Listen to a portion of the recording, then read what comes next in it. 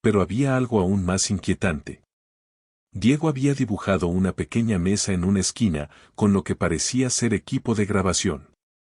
Alonso investigó más a fondo y descubrió la verdad. John y Yoko efectivamente habían instalado allí un estudio de grabación casero. En esa esquina exacta del apartamento, John había trabajado en el álbum Double Fantasy. Al día siguiente, Diego hizo algo que heló la sangre de sus padres. En el consultorio del dentista, encontró una revista vieja en la sala de espera con una pequeña fotografía de Yoko Ono en la esquina. En el momento en que la vio, Diego agarró la revista, la abrazó contra su pecho y comenzó a llorar. Es ella. Es mi Yoko. Mamá, ¿puedes llamarla? Dile que Diego está aquí. Dile que John la está esperando. La recepcionista miraba con preocupación mientras Diego besaba la foto una y otra vez, susurrando, te extraño tanto, ¿por qué no vienes por mí? Prometiste que nunca estaríamos separados. Isabel tomó a Diego en sus brazos y salió corriendo del consultorio. En el coche, él siguió llorando. Ella está triste, mamá. Está muy triste porque piensa que me fui para siempre. Pero yo estoy aquí. Estoy aquí esperándola. Esa noche, Diego le dijo a su madre algo que la mantuvo despierta durante semanas. Mañana vamos a casa, ¿verdad, mamá? Vamos a Nueva York a buscar a Yoko. Ella necesita saber que volví. 3 semanas después, en la víspera de Navidad de 2006, la familia Méndez tomó la decisión más difícil de sus vidas.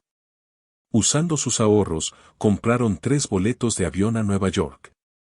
No era unas vacaciones, era una búsqueda desesperada de respuestas. Diego no había dejado de llorar desde el incidente en el consultorio del dentista. Todos los días preguntaba cuándo irían a casa a buscar a Yoko. Mental y emocionalmente agotados, sus padres decidieron que solo llevándolo al edificio Dakota podrían poner fin a esta pesadilla. El vuelo de Liverpool a Nueva York duró 8 horas. Diego permaneció en silencio todo el viaje, mirando por la ventana. De vez en cuando, susurraba, ya casi estamos en casa. Yoko va a estar tan feliz de verme. Pero fue después de aterrizar en el JFK cuando algo dejó completamente atónitos a sus padres. Diego, que nunca había estado en Nueva York, que nunca había visto un mapa de la ciudad, comenzó a dar indicaciones precisas al taxista. Tome FDR Drive hasta la calle 73, luego gire a la izquierda hacia Central Park West. Nuestra casa está en One West 2nd Street. El conductor, un hombre mayor llamado Eusebio, se giró sorprendido. Oye, niño, ¿cómo conoces tan bien Manhattan? ¿Vives aquí? Sí, respondió Diego con naturalidad. Vivo en el edificio alto. Tiene una gran entrada con arcos, y siempre hay mucha gente afuera tomando fotos. Eusebio miró a los padres a través del retrovisor. Su hijo está describiendo perfectamente el edificio Dakota. ¿Son turistas de los Beatles? Isabel apenas pudo susurrar una respuesta. Durante el trayecto de 45 minutos, Diego seguía señalando detalles de la ciudad. Ahí está Strawberry Fields, dijo cuando pasaron por Central Park. Siempre caminaba allí con Yoko. A ella le gustaban las mañanas porque había menos gente. Cuando el taxi se detuvo frente al edificio Dakota, Diego saltó de su asiento y corrió hacia la entrada principal.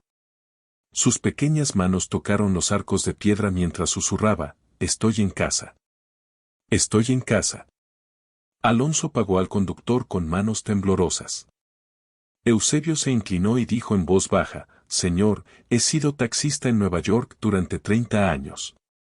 He llevado a miles de turistas al edificio Dakota, pero nunca he visto a nadie reaccionar así. Su hijo conoce esta ciudad como si hubiera vivido aquí toda su vida». Isabel se acercó a Diego, que estaba llorando frente a la entrada. «Mamá», dijo con voz quebrada, «¿por qué no puedo entrar? Esta es mi casa. Yo vivo aquí con Yoko».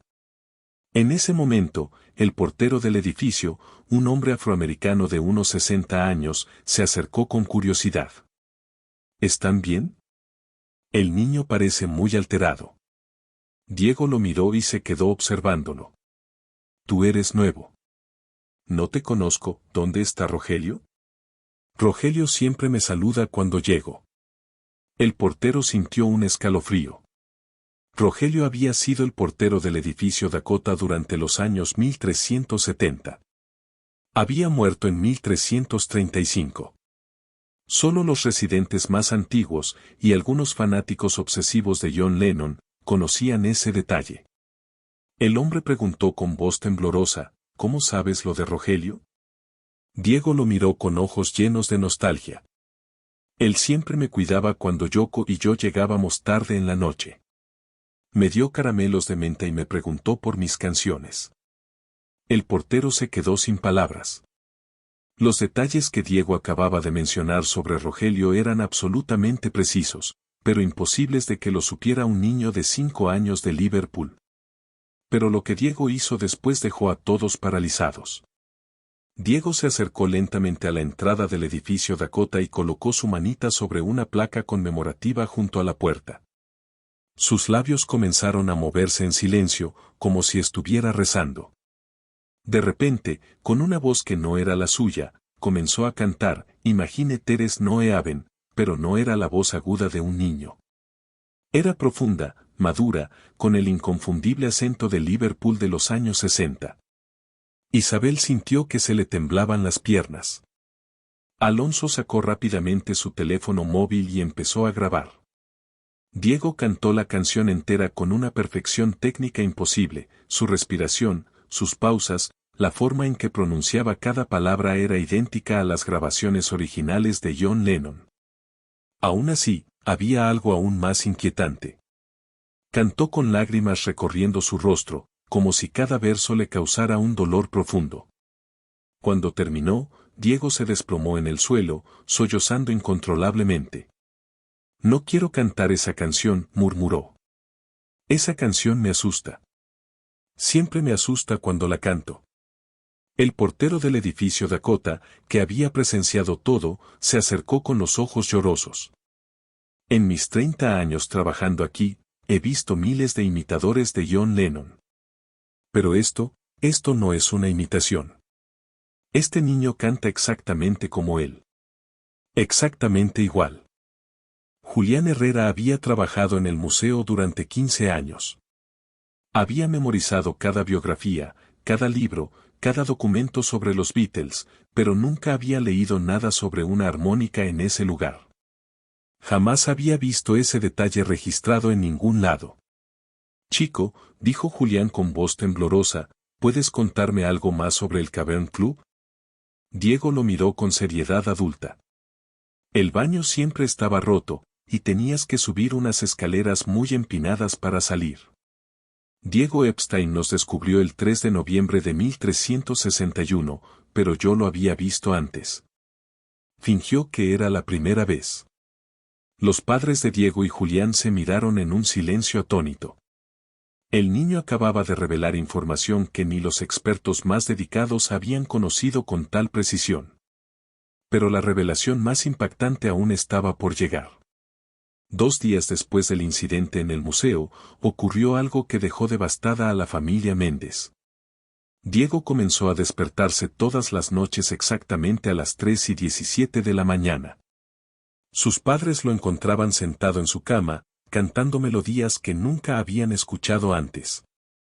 No eran canciones conocidas de los Beatles, eran composiciones completamente nuevas, pero con un estilo inconfundiblemente similar al de John Lennon. Isabel decidió grabar una de esas sesiones nocturnas. Lo que la grabadora capturó cambiaría todo para siempre.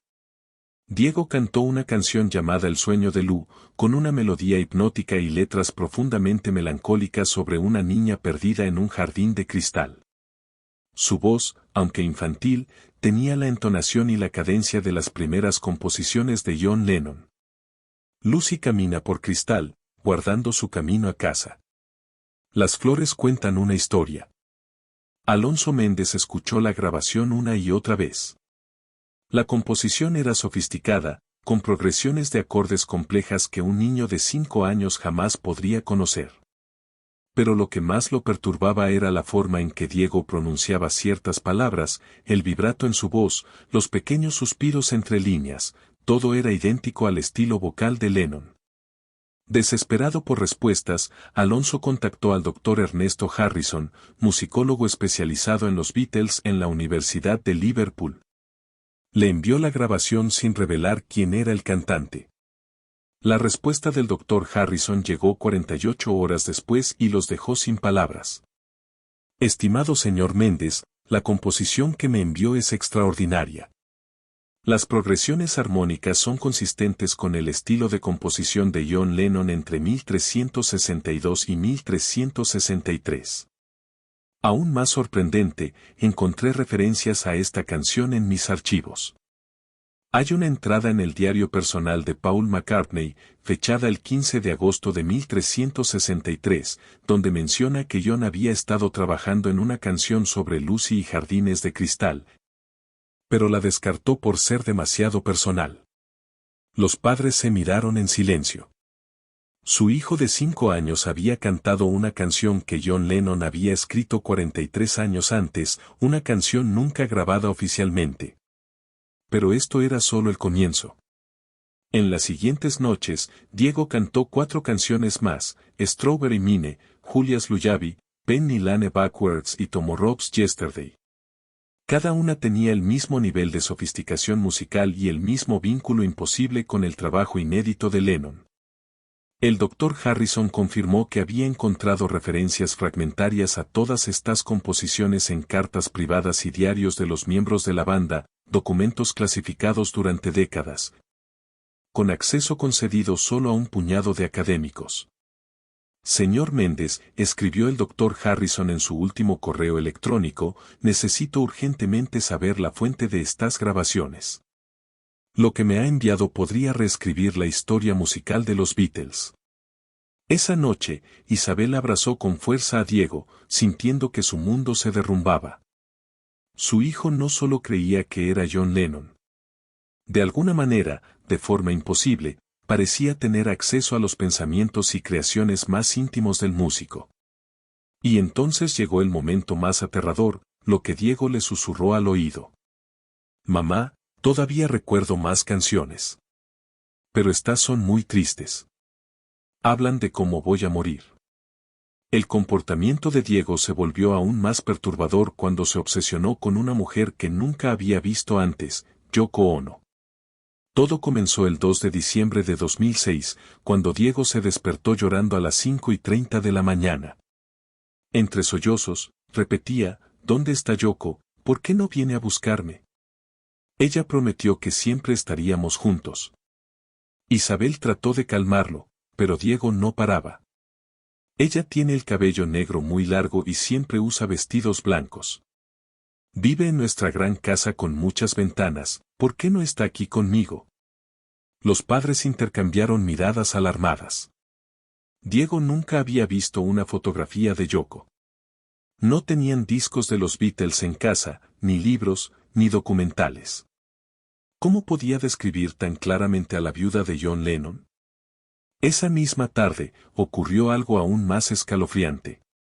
Diego se sentó en el suelo con crayones y papel. En apenas 45 minutos, creó un dibujo detallado de un apartamento que sus padres no reconocieron.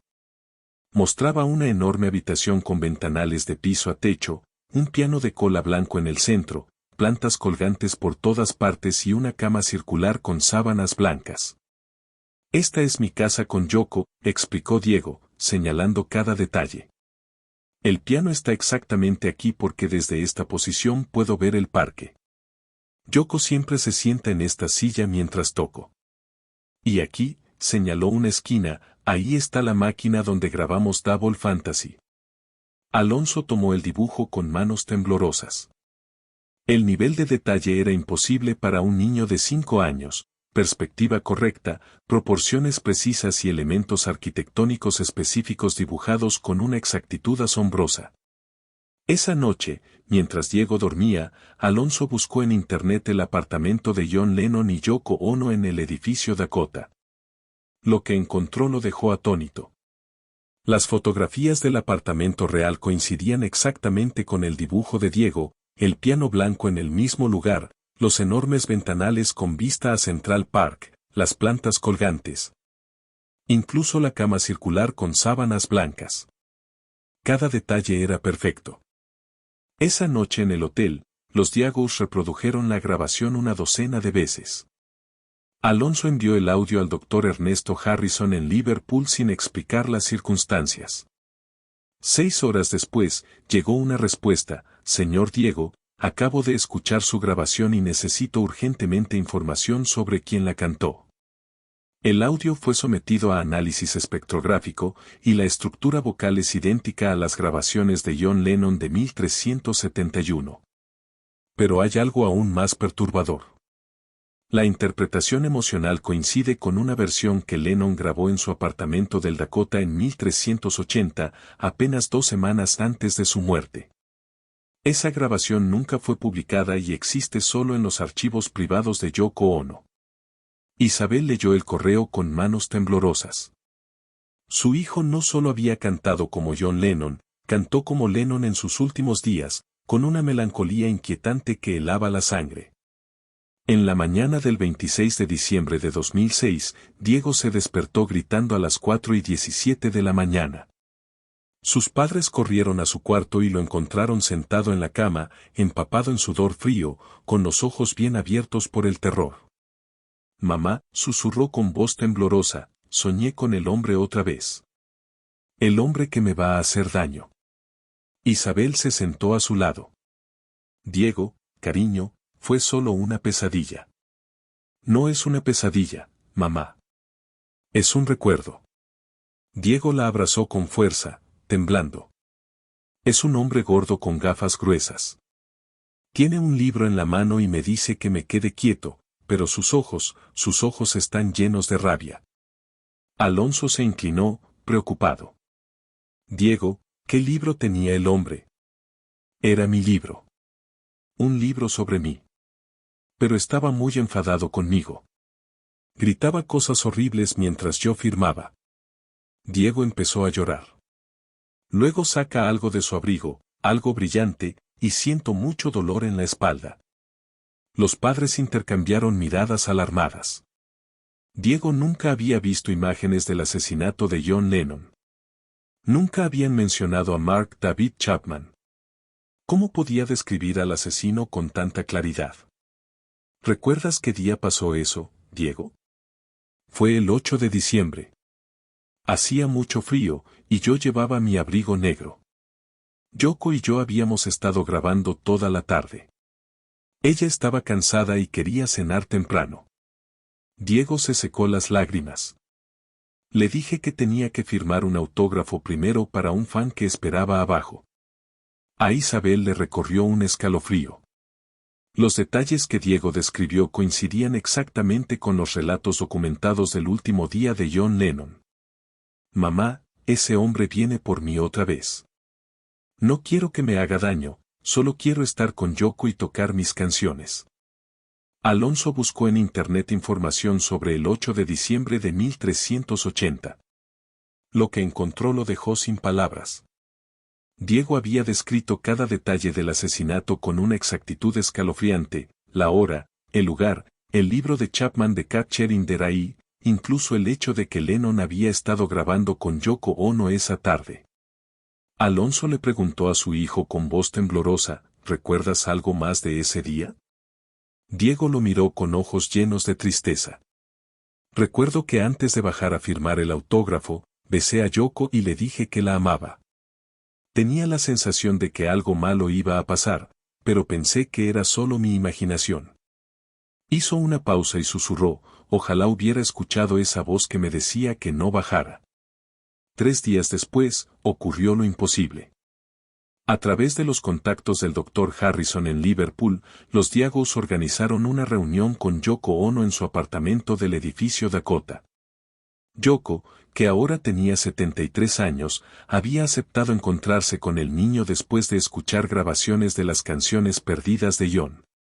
El 23 de diciembre de 2006, a las 3 de la tarde, los Diegos entraron al apartamento que Diego había dibujado con escalofriante precisión meses antes. Diego caminó con calma, como si hubiera recorrido esos pasillos miles de veces. Cuando vio a Yoko esperándolo en la sala principal, se detuvo en seco, con los ojos llenos de lágrimas. Con voz entrecortada, susurró: «Yoko, mi amor, te extrañé tanto».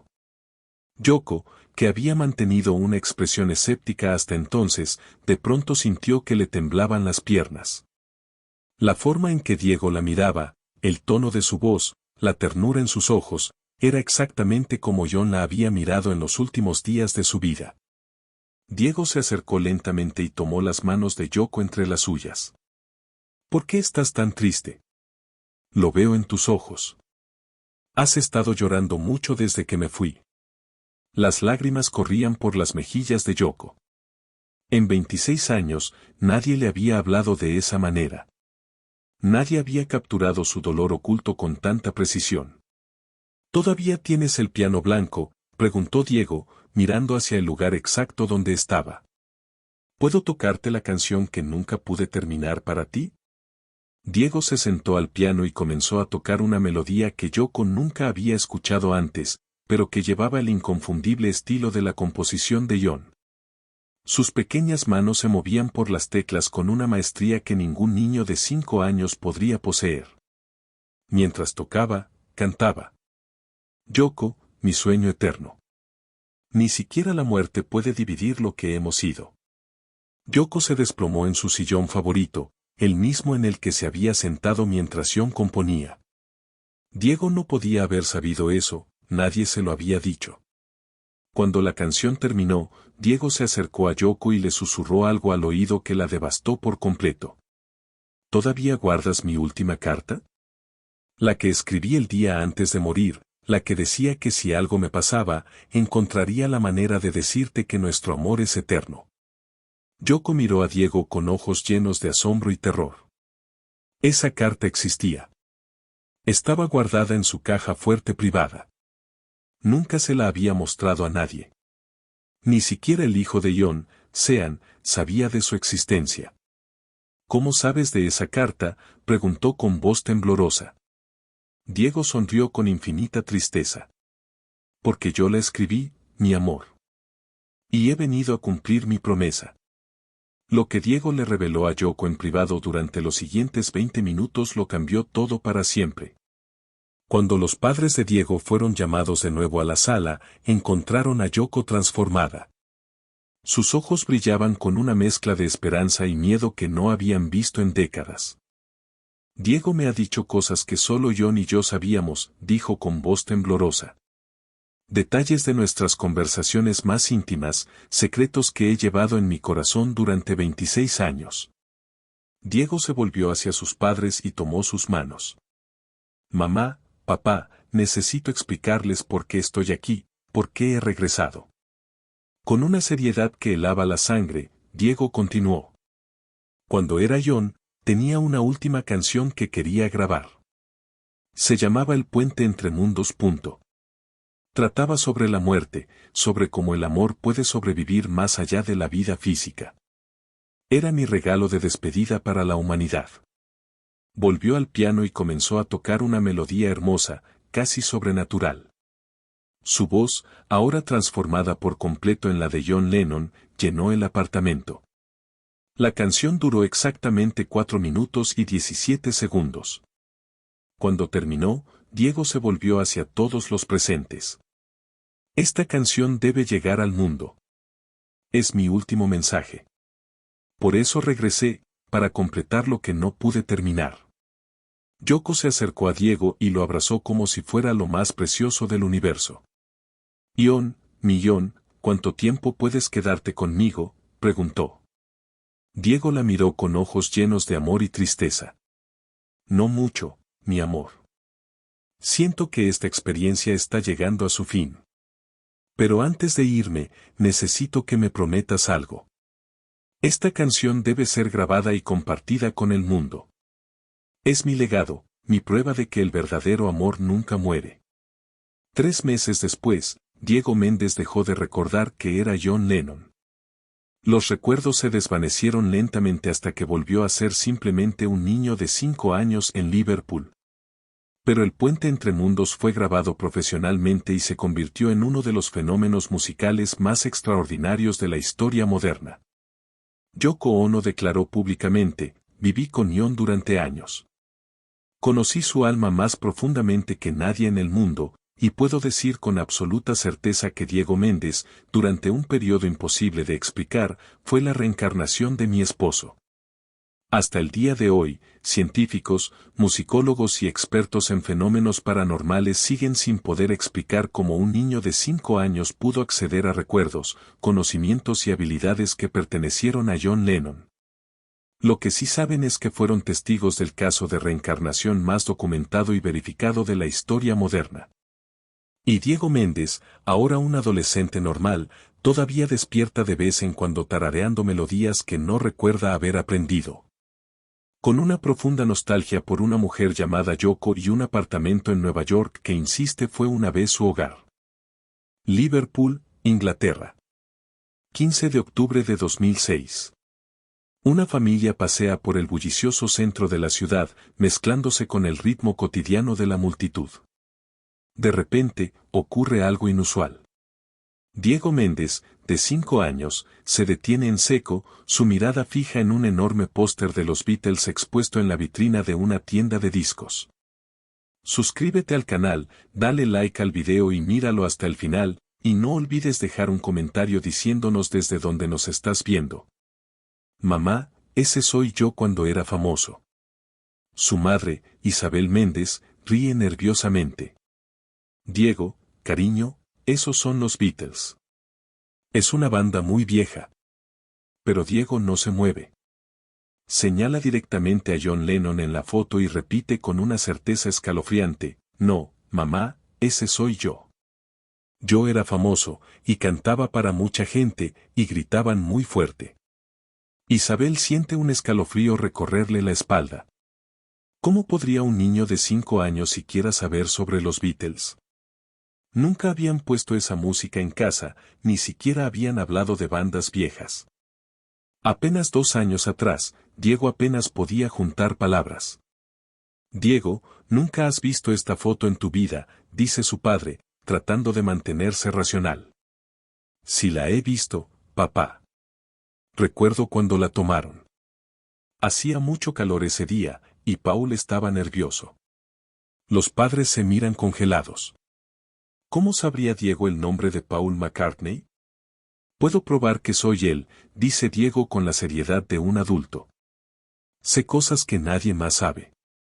Sé dónde escondí cosas especiales.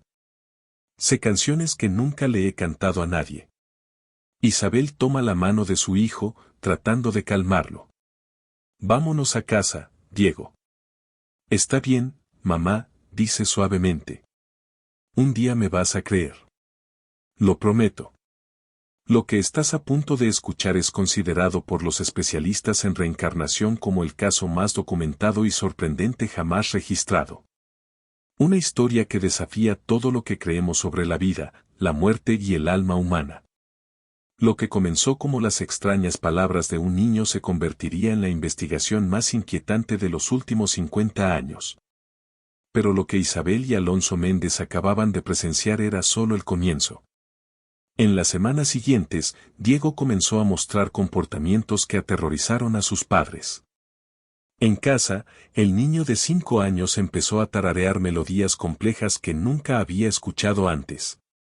Cuando Isabel le preguntó dónde aprendió esas canciones, Diego respondió simplemente: yo las escribí cuando era mayor. El primer momento verdaderamente perturbador ocurrió durante una cena familiar. Diego jugaba con sus juguetes cuando, de repente, comenzó a hablar un inglés perfecto, con un acento de Liverpool de los años 1360. Sus padres se miraron atónitos.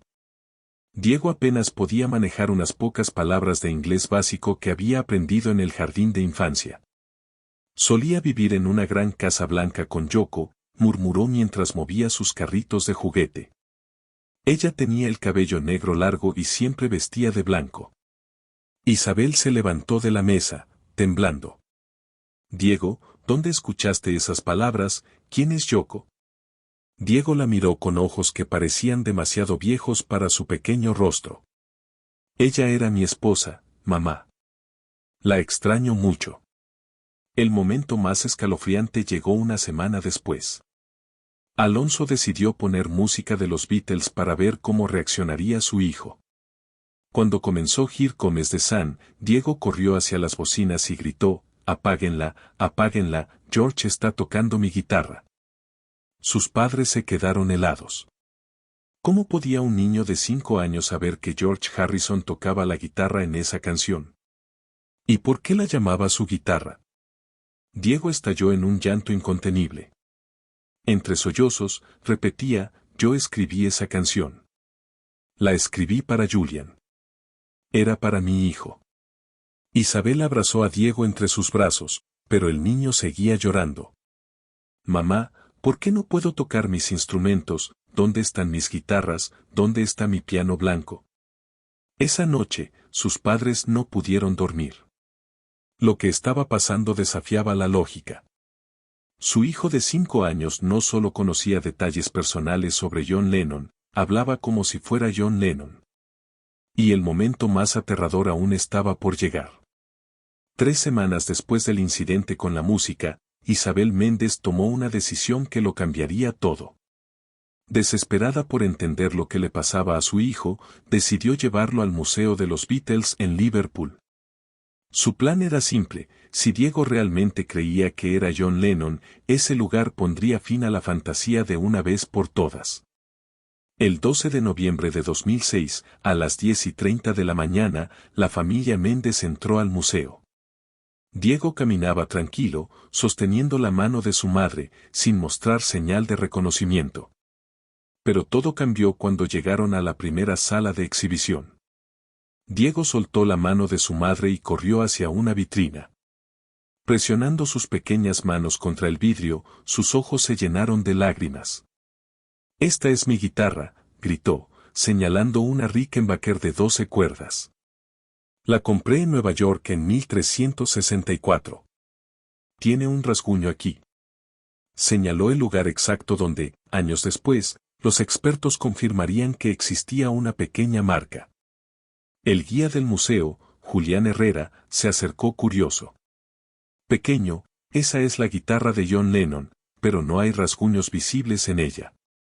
Diego lo miró con ojos llorosos. «Sí los hay. Está debajo de la segunda cuerda. Pasó cuando la dejé caer en el estudio de Abbey Road durante la grabación de Norwegian Wood. Julián sintió un escalofrío. Ese detalle no estaba en ningún libro, en ninguna biografía oficial. Solo John Lennon, George Martin o los técnicos de estudio podían haberlo sabido. Pero Diego no se detuvo. Caminó directamente hacia otra sección del museo, como si hubiera estado allí miles de veces antes. Se detuvo frente a una foto en blanco y negro del Cavern Club. «Tocamos aquí 232 veces», murmuró. El escenario era muy pequeño, y siempre hacía calor. Paul siempre se quejaba del olor. Isabel, temblando, preguntó, «Diego, ¿cómo sabes eso?» «Porque yo estuve allí, mamá», dijo, señalando un lugar específico en la foto. «Ahí es donde siempre dejaba mi armónica entre canciones. Pete siempre la movía, y me molestaba mucho».